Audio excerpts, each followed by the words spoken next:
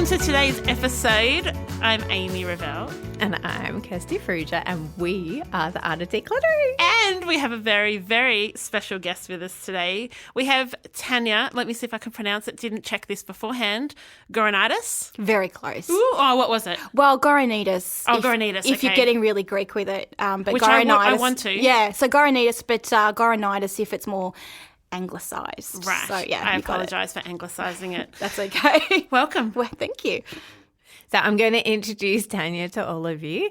Some of you may already be following her awesomeness, but after this episode, you all will be. So let me do a quick intro. So after Tania's family embraced the idea of less is more in 2014, they removed more than 10 trailer loads and 20 garbage bags of items from their home. Wowee. Recognizing the powerful impact this had on them, she went on to train as an interior stylist and a professional organizer. She's one of us. I am. In order to help others curate and design their homes for happier and easier lives. Tania quickly observed the difficulty her clients had with decluttering when the items they no longer wanted or needed were still in excellent condition.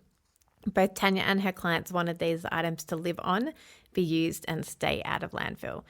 With a desire to solve this problem, Tania created the first Women Against Waste event in her regional town of Bairnsdale in 2017. What started as a clothes swap quickly grew to incorporate many facets of waste management like recycling, mending, and learning how to reduce our impact on the planet. So thank you so much, Tania, for joining us. Thank you. We are huge fans of you, both professionally and personally. Awesome. Thank you. So we are very happy to have you in our little home studio today. Pleased to be here. Thank you. Tania, start us off. Tell us about Women Against Waste. Tell us what you've started and birthed. I do Give feel us like the I've story. birthed it. You Yeah. have. So one of my clients a couple of years ago said to me, Tania, you should host a clothes swap. And this was not an unknown thing to me. I'd done this several times in the past and always really enjoyed it. But I think maybe the clothes swap idea a couple of years ago was maybe even a little bit early. But when she said it in 2017, I was like, yep, I think it's a really good time. Let's hold a clothes swap. And this was all based upon the work I'd done with my clients in their homes, knowing that, you know, when I work with a woman in her closet, she traditionally lets go of about 60 to 70% of her clothing. And we know as professional organisers that a big hurdle for them is, well, I know I don't want to use it or I don't love it anymore, but if I can't send it somewhere good, I'm not going to let go of it. So they've already done the mental work of saying it's not for me, but it needs a good place to go. So hence the clothes swap. And as I gathered some volunteers around me in the community and we started to talk about the event, we realised the power when we get women together in a room, what's actually really possible. And as we started to run these events every 6 months and they grew in popularity and attendance, we refined the main offerings of the event, which now in its current iteration has 5 key pillars. So it's the swap, which is what you traditionally expect with a women's clothes swap, including the clothes and the shoes and the handbags and the scarves and the jewellery and those sorts of things. We also do the donate. So whatever is left over from those women's clothes and accessories will go to a nominated op shop. And then we added in a whole lot more stuff. So we broadened the swap and the donate categories to include women and children's clothes and collecting very specific types of items for local, national and international organisations and charities. We started collecting for Uplift, collecting bras and swimwear. We started collecting blankets and towels for Animal Aid. We started collecting sanitary products for Share the Dignity and so on and so forth for many different organisations, spectacles, hearing aids, lots of things. So that was fantastic and everybody really responded to that. And then we were like, why don't we include recycling? Because we know that there are some hard to recycle items that can be recycled but can't go into your curbside bin. So your batteries, your mobile phones and accessories, and also your printer cartridges. So we said, okay, we'll start collecting those. So we added that in. And then we're like, why don't we help women to mend clothes? So we found some women with sewing machines and overlockers that came and they set up their tables and had buttons and zips and would help women women that either didn't have the skill set themselves or the equipment or the time or capacity to do the mending themselves. And we help them to take hems up or take seams in or fix busted seams. And then the final element was the learn element, where we're actually teaching women how to reduce their personal impact on the planet. And that, in the last iteration of the event this year, the 2019 events, has been about delivering short talk series. We have a couple of speakers talking about their field of expertise all around waste reduction, waste management. It could be zero waste living, it could be decluttering, lots of different interesting speakers that we have. So those are the 5 key pillars that over all the events we've run over the last few years has developed now into this really fantastic, fun, useful, helpful event to come to, that people just get into the pattern of knowing, oh, yep, I've got Women Against Waste happening in 6 months' time. It's so cool. One of the things that I think is genius is the mend. Yeah. Like, I think that's a skill that's really lost nowadays. Absolutely it is. Oh, a button fell off my pants. I throw the pants in the bin. Correct. That's like a 3-minute fix. Right. And I was very lucky to have been blessed with all the women in my family, either sewing, overlocking, smocking, milliners, dressmakers. So for me, that's a normal skill set. If I'm short, I'm 5'2.5". I can't buy pants off the rack. I have to take them up. But it dawned on us that there are so many women that, for whatever reason, don't have the skills or the equipment to do that. And it's great because we usually get about 10 to 15 pieces per event. We have usually 3 women, 2 overlockers, one with white thread, one with black thread, and then a sewing machine. And between them, they knock over all the mending that needs to be done during the event, and the mending volunteers get to participate in the other elements of the event too. They usually tag team in and out of the group. So, it's brilliant. So what are your dreams and plans for Women Against Waste in the future? Yeah, they're pretty big, I've got to be honest. Yeah. Tell us, because I'm sure everybody listening to like, right, how do I get to Bairnsdale? And then people they don't have to. Right, I can't get to Bairnsdale. No. So here's the thing. My town has about 11,000 people in it, and it's about 3.5 hours out of Melbourne. It's probably the largest city centre in that area, and people couldn't always get to us, of course. The wonderful thing about this event is that it can be delivered into any community around Australia, and that's exactly what we're in the process of doing. So now that we've got the event exactly as the public want it and enjoy it and want to experience it, I'm in the process of recruiting and training ambassadors in different communities, starting in Victoria. So we will be running and our quickly events. coming to Sydney. We can talk about that later. So we're starting in Victoria. I don't want to roll out too quickly. I want to make sure that it's delivered consistently with quality into these different towns. But my favourite thing about this is that the ambassador that I work with, it's like a 50-50 relationship. I train them on how to deliver the event, but they get to decide so many elements of it because they know their community better than I do. And even one town over, so we've run an event in Sale as a test case and it went really well. And the ambassadors, we actually had 2 ambassadors that are co-ambassadors. They decided who they were collecting for at a local, national and international level. They chose the venue. So they have a lot of decision-making ability to bring to their community what their community needs.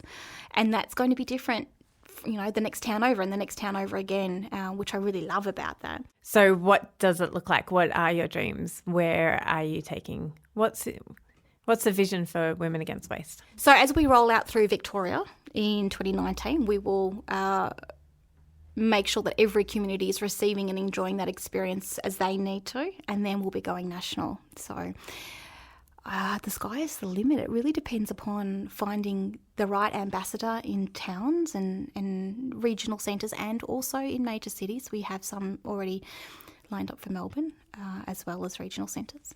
And I'll be working with them via Zoom to train them and help them deliver. But the sky's really the limit. It depends upon how many people want to take up the opportunity to deliver this event into their community. So the sort of woman that we're looking for probably has some event management experience. Doesn't have to. is very community-minded, is very planet-focused, loves to create positive change for other people, loves to educate, loves to public speak, and is highly motivated type of person. And then the sort of people that come to our event, it's interesting, we always take a poll after each event as to why people come. And over the last couple of years, we've seen some interesting shifts in motivators. So it's always because people look at the things that they've bought and they don't use and they start to feel a little bit guilty about it, right? We know that feeling. We've all been there. And this event gives them a very viable option of what to do with their things. And people say to me, Tania, it's really strange. I step back and I see people picking up the things that I've donated to this event. And I'm like, oh, that's mine. Oh, that feels a bit weird. Oh, this they love it. Look how excited they are. We had someone find a pair of cherry Doc Martens at the last event in sale. She was over the moon. She was like, cherry Docs. Like, that was a highly coveted item in our 20s, right? Yeah. Yeah. I had electric blue ones. Oh, did you? And you pick on me for my unicorn shoes. So we love seeing those things that have languished in wardrobes for such a long time. See someone else's eyes light up when they find them, and that's what it's all about. So the thing that's a real point of difference about this event, usually with a clothes swap, it's a 1-for-1 exchange. So you might come with 10 items, you might get 10 buttons, and then you can leave with up to 10 items. And we actually don't do that. It's not about the perceived financial value of the items that are being brought. It's about keeping the items in the community being used at a landfill. Love it. So you can come with 2 items and you could leave with 20. We just want you to do the mental check. Am I really excited to have found this? Do I believe genuinely this is going to add value into my life? That's the criteria to take something. And so if you find 25 things that you're super pumped to have found, you can take them all. Yep. And a lot of people, they might take some things they're not quite sure about and they take them home and try them on. And if they're not quite right, they'll put them in the bag at the bottom of the wardrobe, knowing in 6 months' time they'll be back to the event again. Oh. Because this becomes a pattern of behaviour. Once you've come to a Women Against Waste event, the likelihood that you'll come back is super high, something like 70 to 80% return rate. People look forward to it, they talk about it, they anticipate it, they book early. And so we're capping our events at 100 capacity, but each event and each ambassador will decide for their own area if it needs to be a lower number depending upon the venue that they're in and what they feel like they can manage. So do people pay to come to the event? Like you buy a ticket and then you can do what you want within the space while you're there? Yeah, so it's $20 to register. That help covers all the costs and the time that goes into preparing and setting up the event and managing it and marketing it. But people say it's the best $20 they will spend that's brilliant. a year because it's essentially free shopping for $20. And then they come into the space, and what's been happening lately is we offer a short talk series in the hour in the lead up to the main event where those 2 or 3 speakers will provide an educational element while volunteers are putting the donations out on racks and tables. And then the main event comes and it's shopping time, essentially. And it's also a very social event. So we typically have catering where people can purchase afternoon tea. There'll be a breakout area. Then they go and put their name down for some mending if they need that. We might have some craft activities. For example, I'm just about to start making T-shirt twine from old T-shirts. You need to cut them up and you make a ball of it. And then maybe we can crochet those into covers for soap or face washes or cleaning cloths. So perhaps we have someone who can crochet, sit and do a demonstration. Every event is different. So the event you get to experience in Bairnsdale will be different to Sale, will be different to all the other towns I'm not going to tell you about yet because we're still looking them in where they're coming. And that's the beauty of it. That's that whole tailoring to what that community wants to do. Yeah. And who they have to learn from. That's right, and who the experts are in that area. Correct. I love it. So I love your heart for regional Australia as well. Thank you. Like, it's so beautiful and so evident. I'm a Melbourne girl, born and bred. I know. Yes. That's so funny, but regionals... So my husband's job relocated him to the country for 18 months, required position, 11... We must be coming on 12 years now. And I discovered my community. I discovered my people I discovered somewhere that I felt very at home, very comfortable. Benstown's a wonderful town filled with I have to say the women out there are amazing go-getters, running their own businesses, serving the community, making a positive impact, and definitely about my community there. So, and I love that I can run this event and know that I'm having a positive impact on the people around me. Yeah. Oh, you're awesome. Are you loving getting into decluttering and organising? Are you excited to get into different spaces in your house and just see the transformation that is possible? But are you also finding that there are some things that just aren't sticking, that you're finding that you just don't have the routine or system to really hold you where you want to be? Well, Kirsty and I have developed the Art of Decluttering online course, which is an amazing 6-module self-paced course with an interactive Facebook community. So if you want to go from overwhelmed to just nailing this decluttering thing, we would love you to join us. You just visit artofdecluttering.com.au/course. We have payment plans available. Access it today and see that transformation that you've been dreaming of. Have an organised home that stays organised for life. We cannot wait to see you in the course. Tell us how your community has changed through these events and what you would love to see the change impact on other regional and city centres. I think it's 2 things. I think it's the conversations we're having and the behaviour that's changing. So as I said earlier, people start to anticipate the event once they've been to one. It starts to become a pattern of, I'll be going to the next one in 6 months. So they start to not put the batteries in the bin but into a tin to collect them. They start to know that, when I empty that cartridge out of the printer, that I'm going to put it into a box that'll go to Women Against Waste. They have the bag at the bottom of the wardrobe, so that when they finally go, you know what, that top is never going to be right on me for whatever reason, it goes into the bag. And so we start to change behaviour that way, especially with the recycling things in particular. I think that's important, because one of the key ideas about Women Against Waste is we want to make it easy for people to do the right thing. And right now, when it comes to sustainability and the planet and protecting the planet, it's very hard to do the right thing. And that's because we actually need good design at the beginning of the process. When good design is in place, how it's designed, the materials that are being used to manufacture items and packaging, and keeping transport low and keeping manufacturing processes as minimal as possible impact on people and the planet. We need good design at that end. Right now, we don't have enough of that. So we're in this really consumeristic society where it's super easy to buy cheap stuff that looks pretty, right? But we all know that we buy that thing and 3 washes down, it's losing its shape. It doesn't look good anymore. We don't love it anymore. And that promise of a better life that was in our minds when we were buying it, it never really got fulfilled, and it won't. So with Women Against Waste, it's that conversation that we have around changing our consumeristic behaviour. So we had a different kind of event called Small Steps for the Planet, which was a talk series. We had 4 presenters, myself and 3 others, and a Q&A panel, which included 8 of us, that are each walking our own path in sustainability, but in real life ways. So we're not talking about extreme greeny behaviour, which can scare some people off. We're talking about everyday people in everyday households learning how to just make better decisions easily. And so we had this event, Small Steps for the Planet, to answer that question. And it was for men and women as well. So just because we're Women Against Waste, it does not mean that we are anti-men. It's a clothes swap. So we want women to feel comfortable in that environment, to take a top off and try something on if they want to. Right. But we look for ways to have these meaningful conversations with men in other ways, like the Small Steps for the Planet series that we did, through our social media channels, accessing information from our website. That's available to everybody. And in the future, we will be looking for other ways to work with men around sustainability and keeping items being used for the purpose for which they were created. So that's really important to us. When I started Women Against Waste, it was around my specialty, unwanted household items.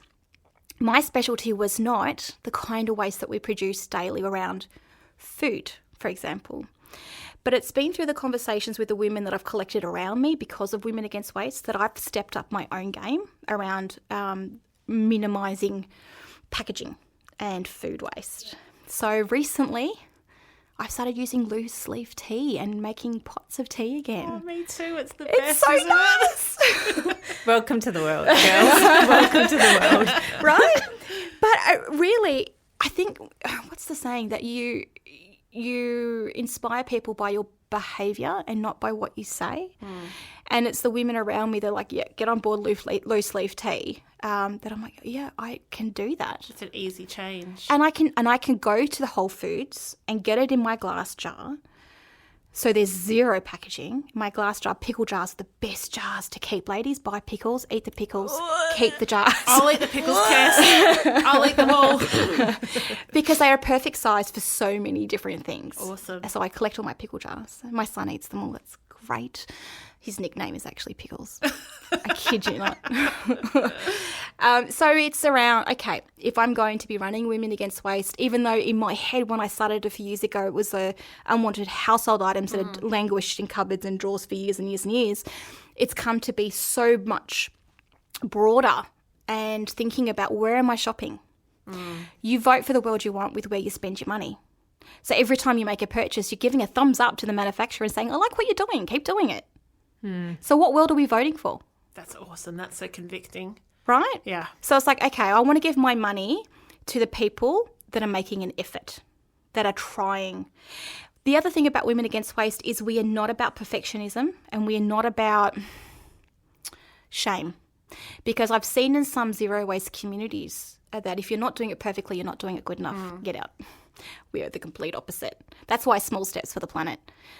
So one small step, as I said, is tea bags to loose leaf tea. That's one thing. Because we've mostly now in the habit of taking our bags, taking our coffee cups, taking our water bottles. We're probably saying no to straws. But then are people like, what next? What do I do next? That's so true. And what is the next thing for people can be really debilitating. We had someone ask on our Facebook page this week, Sylvia wanted to know, how do you get bread without it then coming in a plastic bag? Any ideas for Sylvia? Yeah. Oh, excellent. Yeah, because I've just recently made this very conscious change for myself. Now, for me, I had bought some new linen, and it was a bamboo linen, which was beautiful and lovely and sustainable. And it came, instead of coming in packaging, it came in a bag of the linen. Beauty. Perfect as a bread bag. But you can just make any bread bag out of fabric. Or you can buy bread bags that have a lining inside them that make them a little better at maintaining freshness. It depends how quickly bread goes in your house, right? If you don't think you're going to eat it all before it starts to go stale, pop it in the freezer. That always helps. But you know what I found? I went to my bakery the other day and it was about 4 p.m. and there were only 2 loaves of bread left. And I said, oh, one of those will do, no problem. And she cut it up and it got a little bit of a tear on the inside. She said, you can have that for free, because that was going to go in the bin. I was like, so you're happy because there's no food waste, and I'm happy because there's no food waste. And hey, I scored a free loaf of bread. And it's just because I rocked up with my fabric bag at the end of the day, which was not on purpose. It was just how it turned out. So everyone was like really happy walking away from that. And she looked at me and she went, oh, fabric bag, I've never seen that before. But I bet you we start to see it a lot more now. That's awesome. Because it's absolutely possible. One of the things that I've noticed at my local Coles, so if your Coles or Woolies or wherever you shop has a bakery inbuilt, you don't need to get the bread that's in the plastic bag on the shelf. You actually just go up and say, can I have a wholemeal? You can get it sliced, however, like a bakery. You just go in and say, can I have it sliced and can you put it in my bag, rather than buying it in plastic off the shelf. I haven't shopped at one of those shops in a really long time. I have to say I've been an Aldi girl for way back, but I do struggle with the amount of packaging of the produce. Yeah. So I've recently shifted my buying behaviour to a local big fresh food market where I can get a lot of my meat into my own containers. Ooh. Which is great. So I just take my Sistema plastic containers and they'll tear it so it's not weighed in the final price. They'll whack the sticker on top, it goes through, no problem. I'm also bringing my fabric bags for my produce, or sometimes I don't even need a bag. Like your bananas don't need to go into a bag. They have a bag. It's called a skin. Exactly right. There's so many things that we have traditionally put in bags that is absolutely unnecessary. So I have to admit, it's a little more time consuming, but I'm also a very time poor woman because I run 2 businesses and I have 2 kids and my husband works a lot. So I have to say that if I can manage to spend an extra half an hour maybe travelling to a couple of different shops to shop more sustainably, I'm prepared to do that because that's my vote for the planet. And that's right. I think it just comes back to what are you placing value on? do we, and we talk about this, and this is not to shame anybody, but we talk about this all the time about simplifying our lives. So if you taking your kids to 15 million activities is stopping you being able to eat at home because you're always at Macca's. Yep. Or you're on the run. Because you're on the run, because you're busy. So maybe it's about actually taking stock of our whole life and not just looking at things in individual circumstances, but 100%. actually stepping back and go, what is this life that I'm wanting to bring to the world? And how do I want to teach my children to live in this world? And how do we want to, is the planet important to me? And maybe the answer is no, and that is fine. Not really fine. But people are on their own journey, Yes. and they need to get on their own. They need to Their own revelations important. Yeah. So I reckon most people will say, the planet's struggling, but I don't know what role I play can in do. that. Yeah. And that's what Men Against Waste is all about. It answers that question. yeah, you're just doing small, simple things, and that's why I'm like, well, maybe you can just cut out one activity for your kids. And it means that you've got that half an hour back to be going to your local greengrocer, to be going to your local small bakery, or making your own bread at home. There's so That's many the dream. alternatives to there's so many ways that we can be impacting the planet, and it doesn't have to be overwhelming or consuming either. Correct, You don't have to be consumed by every little decision that you make, but it also doesn't have to be overwhelming. And I think that's what you're doing well, Tanya. Yes. It's breaking it down to not be an overarching, these are the rules. But No. one of the things my sister Claire does, which I love, is when they go and get takeaway for dinner. So not on the road takeaway, but what are we having for dinner tonight? Oh, let's get chicken and chips. Is they just grab a pot or whatever, and they go to the chicken and chip shop and Hand they over the get pot. them to put their stuff in there. Yep. And I was like, oh my gosh, I simple. feel so embarrassed. I'd never thought of that. And I love it. So now when we're getting something, it's like, just grab a Tupperware or a Sistine, whatever, and take it and get them to put it in there. So you've been inspired by her action, not just what she's Correct. said, but she's physically shown you that it's possible to do this thing. Yeah. And then you kind of do a forehead slap, like, why didn't I think of that? Oh my gosh, but it's that's because easy. it hasn't been modelled for us in the past. Yeah. Everything's been about convenience, and convenience is killing the planet. Ugh, So it's time to wind it back. There's got to be a happy medium where, sometimes I've got to get takeout with my family. But for me, I say to the kids, we're not getting the soft drink. I'm not buying that cup with that plastic lid, with that straw, with all that sugar inside. I'm just not doing it. So we might get a burger. We might get some nuggets. Sometimes you can recycle that stuff. Sometimes you can't, depending upon how much oil has been leached in. It's like pizza. Do you know that you can't recycle all of the pizza box? No. You have to cut it up the middle, and the side that the pizza was sitting on that has all the oil and the cheese stuck to it, that can't be recycled. right. But you can recycle the other half. Oops. That's okay. We're all learning, right? It's true. But it's also about if you are going to Macca's and you're going to sit in, maybe going to them and saying, you know what, can you just put it on the tray? Yeah. Or I've brought my own plate. Can you just put it straight on there instead of wrapping it? You're making it fresh for me now anyway. Correct. So why not bring it to me fresh? Wouldn't that be great? Yeah. I travel down here from Bensall with our own water bottles, with our own R cups, which are made from recycled single-use coffee cups, Ooh. which I discovered at the IOPO conference last year at the expo.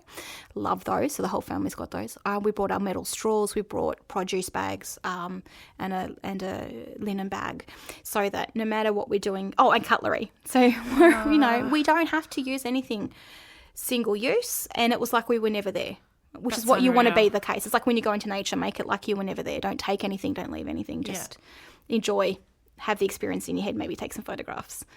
Yeah, so it's about saying, what can I do in this scenario to reduce my impact? I like to suggest try one new thing a month. So it might be loose leaf tea this month. My teas right now aren't as good as they used to be, but I'm getting better. I'm making a better tea slowly. Next month it might be...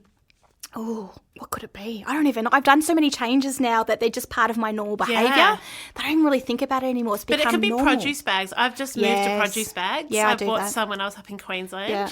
I've been looking for some. I couldn't. Anyway, I love them. They're great. They're so good. They look nice too. They're really cute. Yeah. I love the aesthetic of a zero waste lifestyle. Can I just say I'm not a zero waster? It's hard. And anyone's doing that has my full respect because that is super duper hard. But produce bags, can do. Loose leaf tea, can do. Yeah. The thing is, if you can stop stuff coming into your house, you don't have to deal with it leaving again. And we know that as professional organisers, it also goes for all the stuff that we produce around food as well.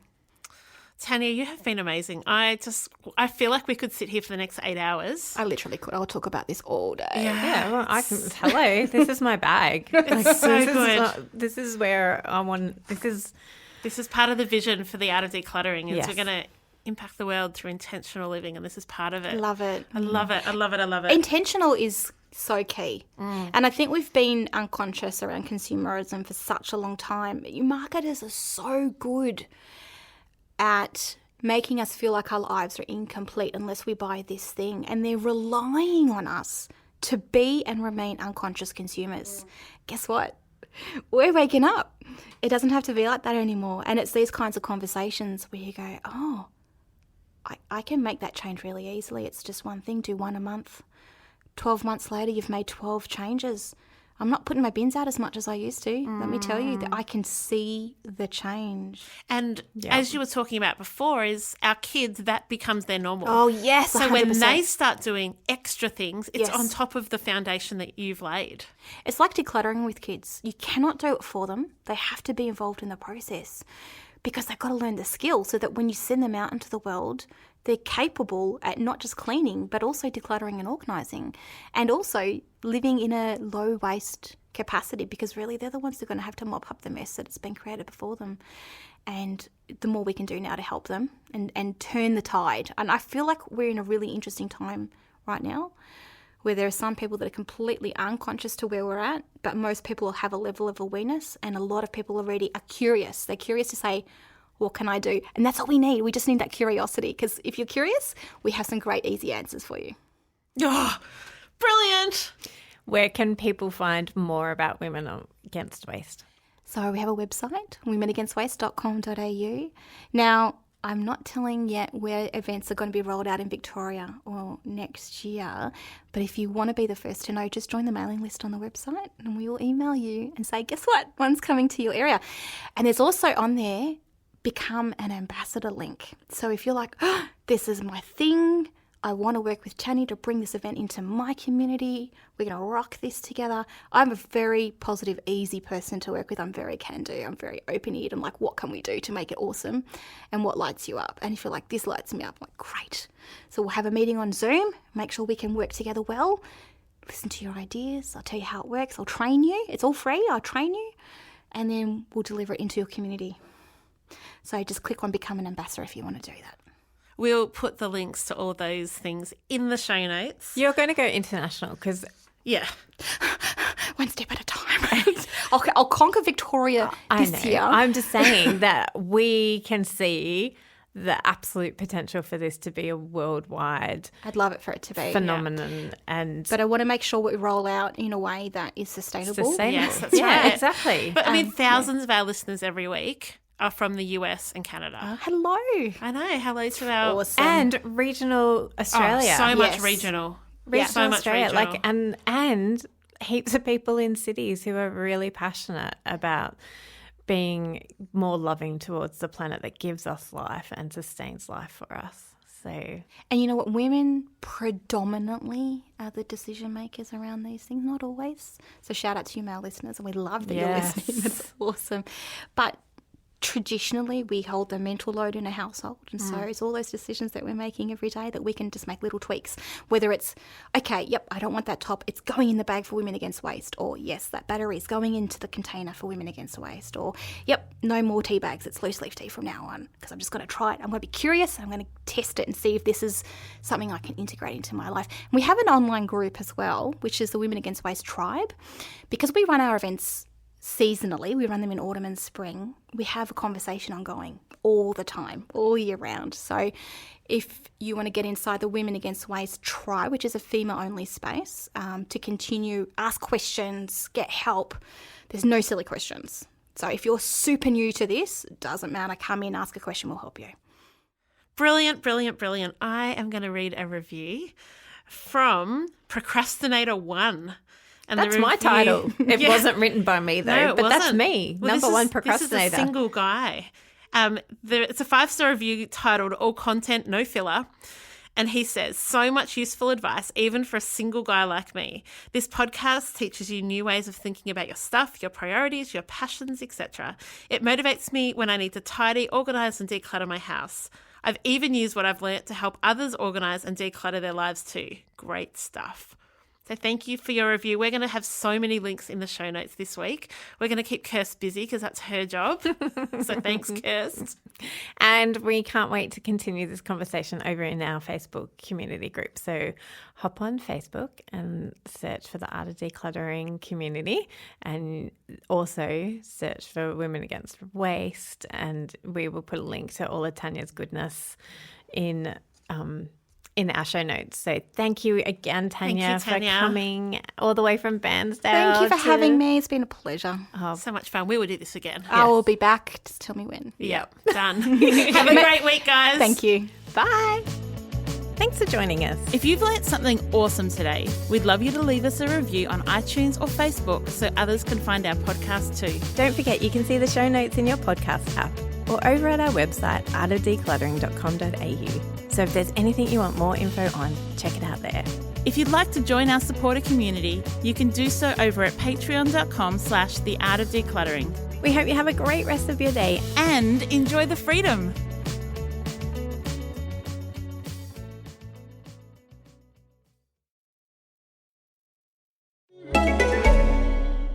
Looking for the perfect night out in the city? Plan a night of glamour, entertainment and dance at the Australian Ballet's Sylvia. This bold new production will storm Arts Centre Melbourne this spring. Follow the powerful huntress Sylvia into a world of Greek gods, tangled love affairs and sword-fighting ballerinas as she uses her strength and wit to rescue herself from her enemies. See the Wonder Woman of ballet pack a punch for a limited season. Showing August 31 to September 10. Book your tickets today at australianballet.com.au.